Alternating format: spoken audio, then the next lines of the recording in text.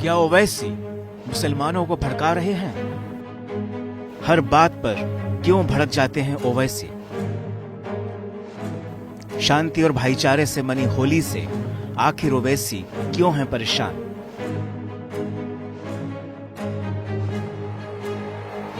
भाईजान को भड़काने के लिए ओवैसी का नफरत वाला टॉनिक।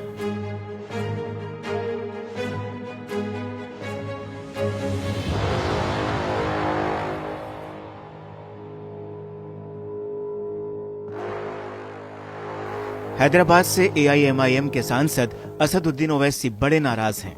दरअसल ओवैसी यूपी के CM योगी के उस बयान पर नाराज हैं कि जुम्मे की नमाज घर पर भी पढ़ी जा सकती है।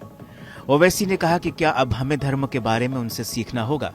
उन्होंने कहा कि भारत में हर व्यक्ति को धार्मिक स्वतंत्रता का अधिकार है और इसी के तहत हम मस्जिद जाएंगे और नमाज अदा करेंगे। हमारे आबो अजदाद ईमान की दौलत से माला माल थे। उन्होंने भारत को अपना वतन माना और मानते रहेंगे। तुम यहां भिजा दो, वहां चले जाओ।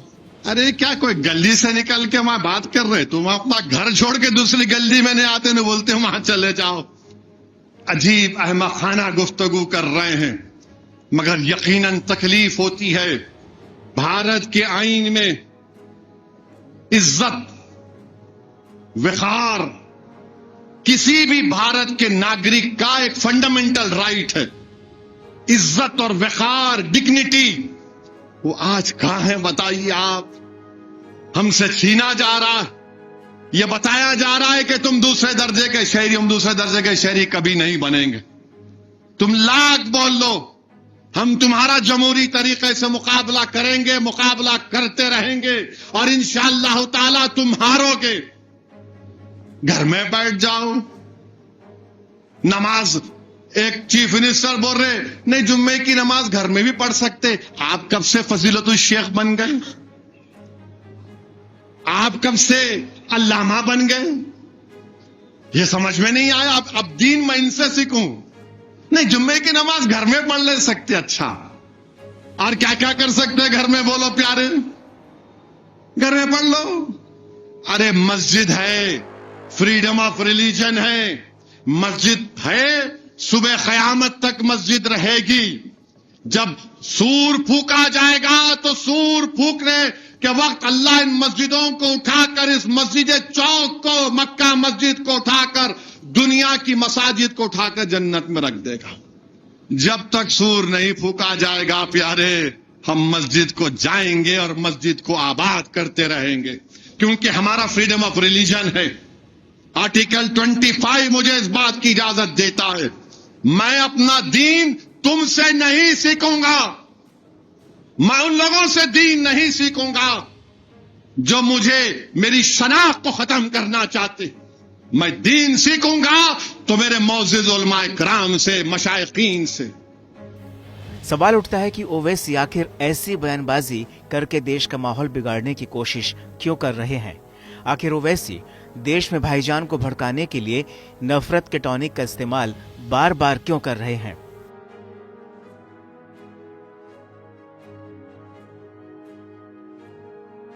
डरने और घबराने की जरूरत नहीं है।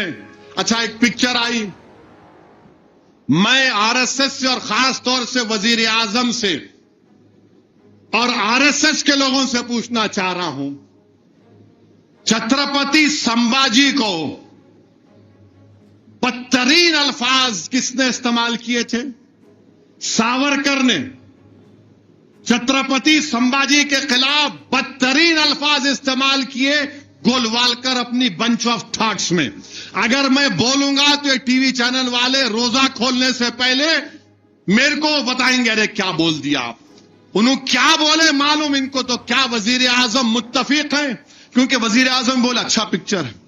जो उन्होंने गोलवालकर को अपना गुरु कहा, तो गोलवालकर ने छत्रपति संभाजी के खिलाफ जो बात कही थी, क्या उसको काबिल कबूल है?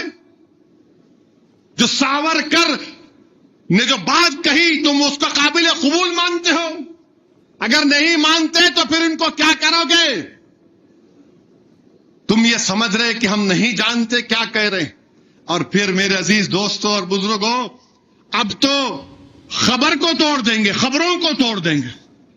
मैं बोल रहा था आपको, वक्फ का कानून बनेगा, कब्रिस्तान तोड़ेंगे, मस्जिदों को छीनेंगे, दरगाहों को छीनेंगे, इवैक्यू प्रॉपर्टीज जो वक्फ है वो छीन लेंगे।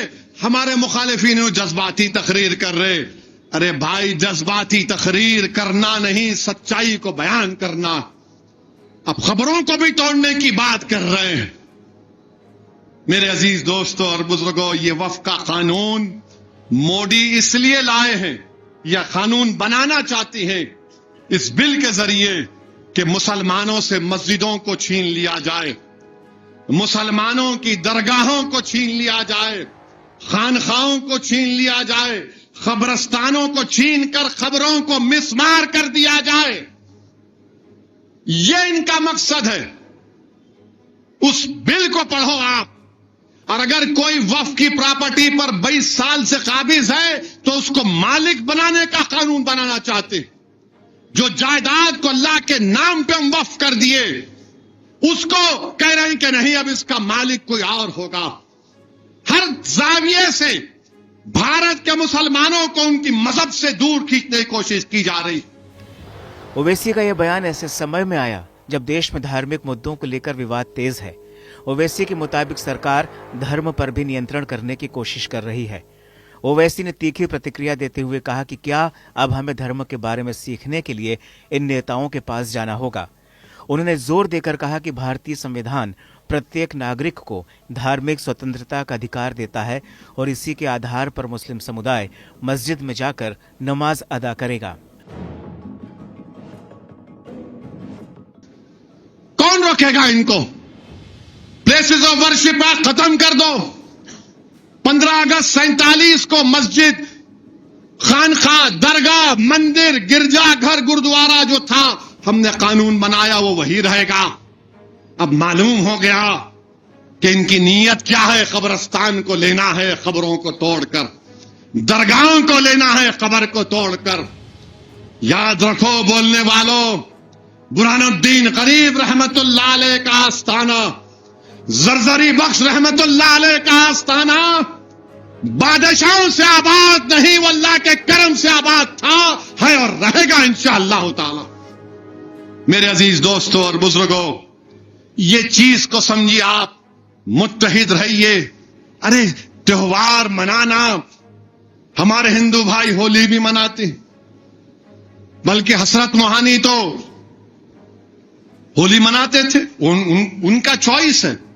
देखिए, मर्जी जो है ना, चॉइस, ये भारत के आईन में फंडामेंटल राइट है। हमारे हिंदू भाई खुशी से मनाते हैं, हम भी खुश होते हैं, उनका त्योहार है, मनाइए।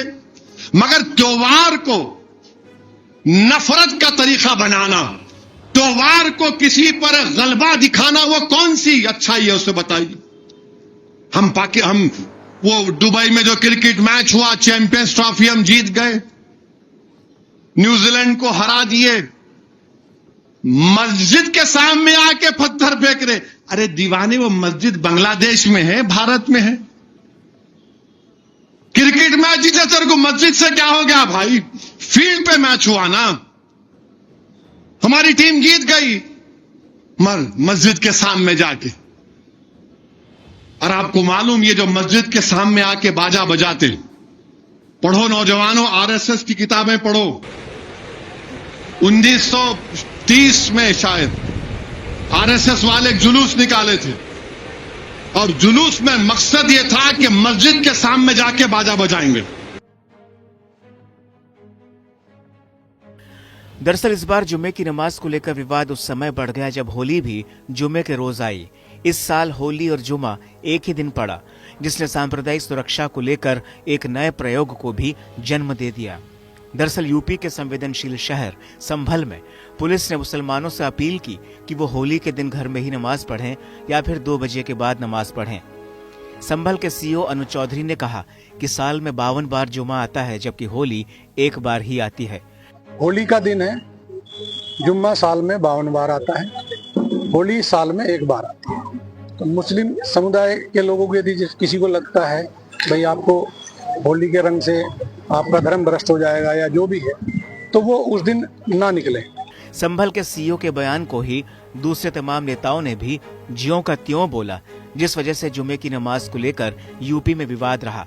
अब ओवैसी इस बयान पर भड़के हुए हैं। ले लेंगे, कौन रोकेगा इनको? प्लेसेस ऑफ वर्शिप खत्म कर दो। 15 अगस्त 47 को मस्जिद, खानखा, दरगाह, मंदिर, गिरजाघर, गुरुद्वारा जो था, हमने कानून बनाया वो वही रहेगा। अब मालूम हो गया कि इनकी नीयत क्या है। कब्रिस्तान को लेना है कब्रों को तोड़कर, दरगाहों को लेना है कब्र को तोड़कर। याद रखो बोलने वालों, बुरहानुद्दीन गरीब रहमतुल्लाह अलैह का आस्थाना, जरजरी बख्श रहमतुल्लाह अलैह का आस्थाना बादशाहों से आबाद नहीं, वो अल्लाह के करम से आबाद था, है और रहेगा इंशाअल्लाह ताला। मेरे अजीज दोस्तों और बुजुर्गों, ये चीज को समझिए आप, मुत्तहिद रहिए। अरे त्योहार मनाना, हमारे हिंदू भाई होली भी मनाते, बल्कि हसरत मोहानी तो होली मनाते थे।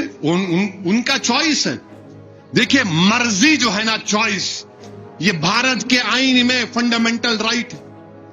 हमारे हिंदू भाई खुशी से मनाते हैं, हम भी खुश होते हैं, उनका त्योहार है, मनाइए।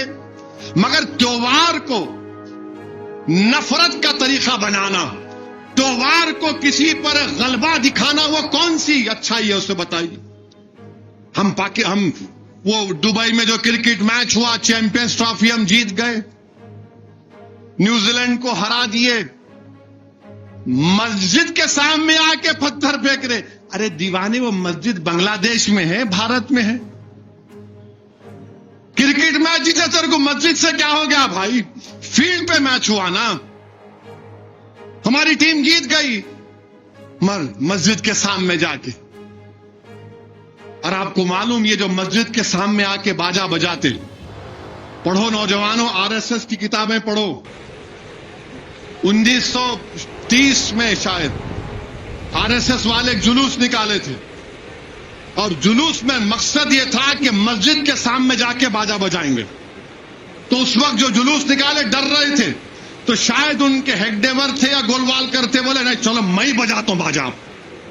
ये जब से चल रहा है, ये पहले नहीं था। ये ओवैसी ने यह भी कहा कि सरकार अपनी ताकत का मनमाना इस्तेमाल कर रही है, जिससे देश में धार्मिक असहिष्णुता बढ़ रही है।